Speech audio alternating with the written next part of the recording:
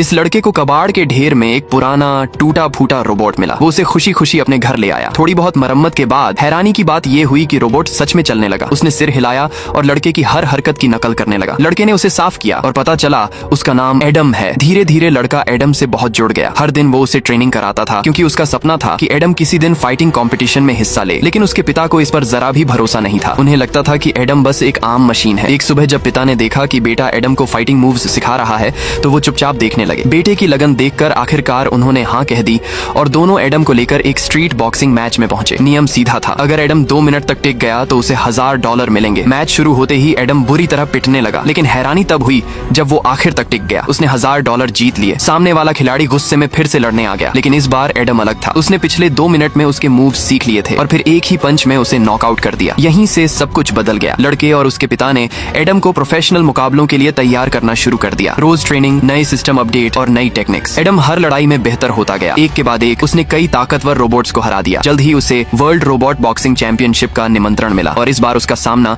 दुनिया के सबसे ताकतवर रोबोट ज्यूस से था। पहले ही राउंड में ज्यूस ने एडम को जमीन पर गिरा दिया। एडम बार बार उठने की कोशिश करता लेकिन फिर गिर जाता। फर्क बहुत बड़ा था। जब सबको लगा अब ये खत्म है, तभी लड़के की आवाज ने एडम को फिर जगा दिया। घंटी बजते ही वो अगले राउंड में वापस आया। इस बार जवाबी हमला करते हुए वो बार बार गिरा लेकिन हर बार उठ खड़ा हुआ। चौथे राउंड में ज्यूस ने एडम का वॉइस कंट्रोल सिस्टम तोड़ दिया। अब उसे बाहर से कंट्रोल नहीं किया जा सकता था। लड़के ने फटाफट इमिटेशन मोड चालू किया और कहा अब तुम खुद फाइट करो डैड। आखिरी राउंड शुरू हुआ। बाप बेटे की टीम अब एक हो चुकी थी। एडम ने ज्यूस को पलटवार में चारों खाने चित्त कर दिया। भीड़ उसका नाम चिल्ला रही थी, एडम एडम। लेकिन जैसे ही ज्यूस गिरने वाला था, टाइम खत्म हो गया। फाइनल स्कोर में ज्यूस बस 1 पॉइंट से आगे था, मगर पूरे एरिना में कोई भी ऐसा नहीं था जो ये मानने को तैयार हो कि असली चैंपियन कोई और है। सबकी नजरों में जीत एडम की थी, उस छोटे से लड़के और उसके पुराने रोबोट की।